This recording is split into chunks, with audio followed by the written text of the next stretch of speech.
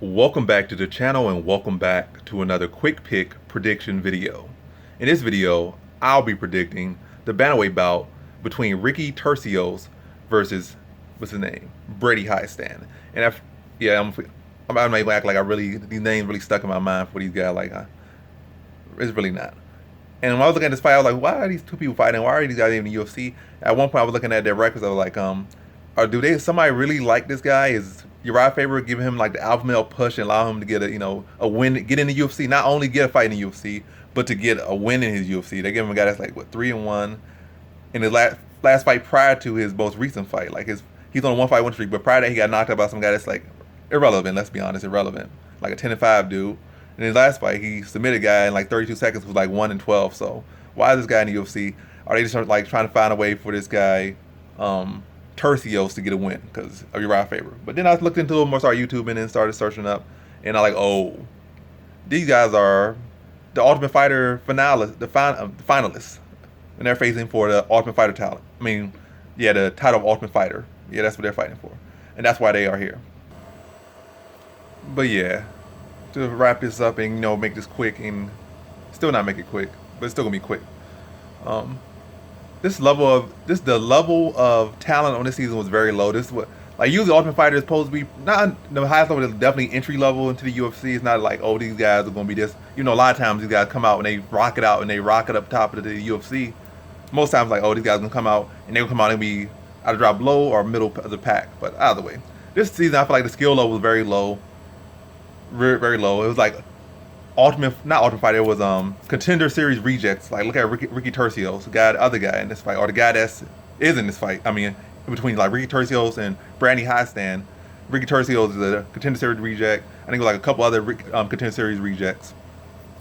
People that didn't win on the Contender Series, but it is what it is. But outside that, I just feel like the talent was very low, and that's not even about quick picks. But as far as back to the topic, Brady Hiestand versus Ricky Turcios. Brady, let's see, Turcio, Hiestand had the best win on the show. Now against was over Josh Reddinghouse. I think was the most experienced fighter, most accomplished fighter, and was a solid fighter.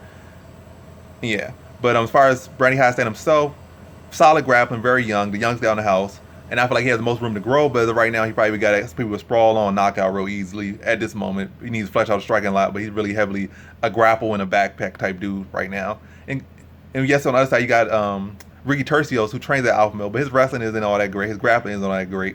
His striking isn't all that great. He's just a guy, he'll come, he's going to fight. He's going to throw volume. He don't have the best technique at all, don't have the best power, don't have the best this, don't have the best that. He'll just come out there and fight. So a guy that with pillow hands to come out there and just throw hands without the best technique. And he'll make some takedowns and grab. Like, he's experienced in those areas. He's, passable in those areas, but spectacular in those areas. Whereas, Hiestand for this level is a spectacular backpack. And I feel like being young as he is, and only had like basically been an amateur coming to the house until he beat some solid fighters like that and really beat the best guy in the house in Reddinghouse. I think he's gonna come in this fight with that time, be much improved, and he's gonna fight his style. Like, probably be a sloppy fight, cause like I said, his striking isn't improved, but his grappling is his bread and butter. And I feel like that's gonna be the separation. Like, he's gonna get take advantage of maybe the aggressiveness of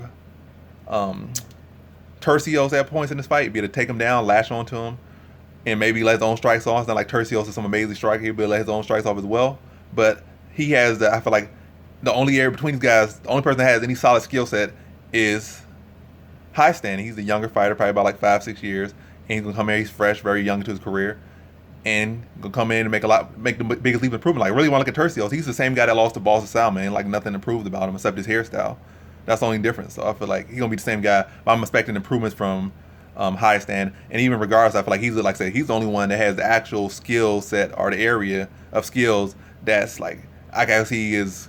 You could take over and find at least some success in the UFC if you flesh out his striking a little bit more. But yeah, I'm gonna feel like him to be at a control position, and that's gonna be the X factor, and it's gonna allow him to get his hand raised in this fight. So in this fight, I got Brady Hiestand via decision.